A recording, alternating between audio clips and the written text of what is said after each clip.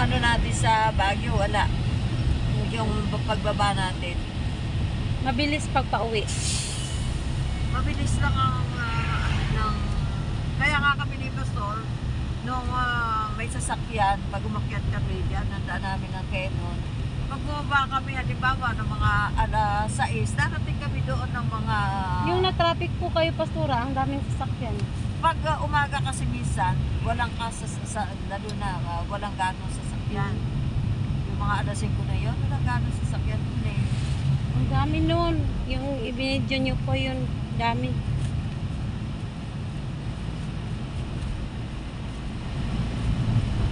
Lalo nung ako bababa ako ng linggo ng umaga. Aakyat din ako ng hapon. Di ba? Ganun yung gawa ko nun.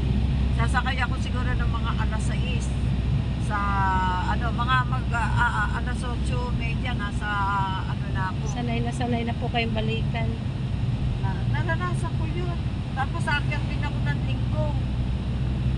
Baba ako ng umaga, aakyat din ako ng hapon. Balikan lang po kayo. Oo, balikan lang ako doon.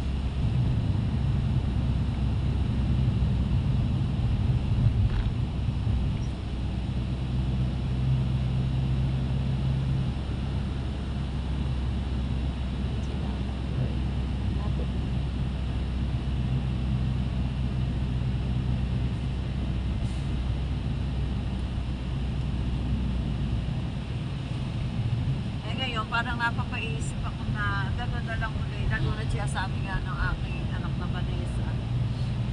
Parang inaano ko rin na Sabado, baba ako. Lunes, akyat ulit ako. Sabado. Ay, parang mag-church na lang po sa church. Oo.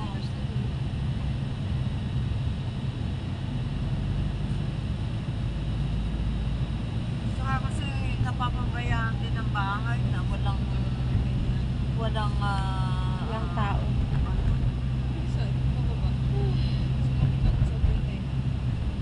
Minsan dumating kami ni Pastor, ang daming siguro baka humangin ng malakas ng bumabagyo.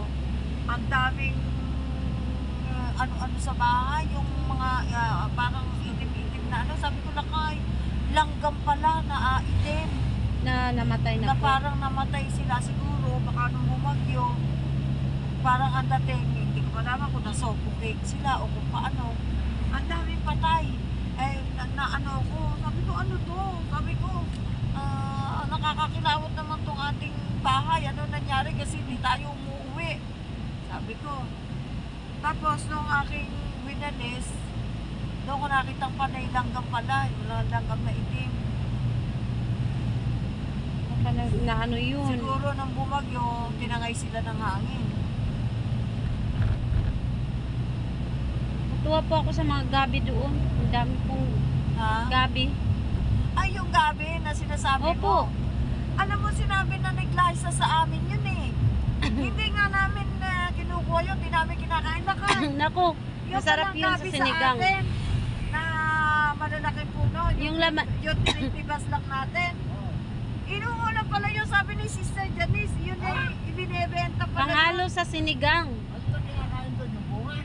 Yung bunga po niya, wag po yung puno. Yung bunga po niya. Laman.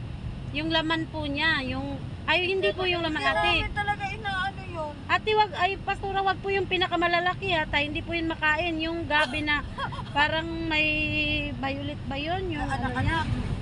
Opo, yung nasa tabi nyo lang, yun, kapag may laman na yun, ang ano nun sa sinigang. Kahit anong sinigang. Ano po, ang daming Minsan, lumalabas na nga yung mga laman. basta may umaangat. Tutubo na lang po ulit. Nakita ko, sabi ni Glyza, nung naglalabas siya, sabi niya, may laman yung gabi. Gabi. Sabi, hindi naman kinakain yan sa amin. Sabi ko, sabi niya, ano yan, uulam daw, Opo, sabi sa niya. mga sinigang. Hindi Ang na- mahal nun sa bayan, 60 ang kilo. Di ba, ate? Napangalawang Totoo po, makain po yun. Nakita mo ba, sister, marami? May laman na po yun, pastor. Nag-anak-anak na nga po siya. Pero pag may tumubo na po, wag nyo na pong kunin. May mga hindi pa po yung tumubo sa ilalim, saka nyo itanim po ulit para mamunga siya ulit. Ganun. Parang bubunutin siya. Tapos, Tinitigpas lang ni Pastor yun sa puno para ano. tuwang-tuwa ako kanina. Sabi ko, lang, lalaki, tataba. Sabi ko, Ikaw nga hindi yung nila alam ate. Ikaw nga ang pangalawang nagsabi na kinakain pa talaga yun. Ganun. Kahit anong yung si Ate Josephine. Talaga mga inosente pala kami. Ay, natulog na. Natulog na pala si Ate Josie. Akala ko na nanahimik lang. Pero kung gising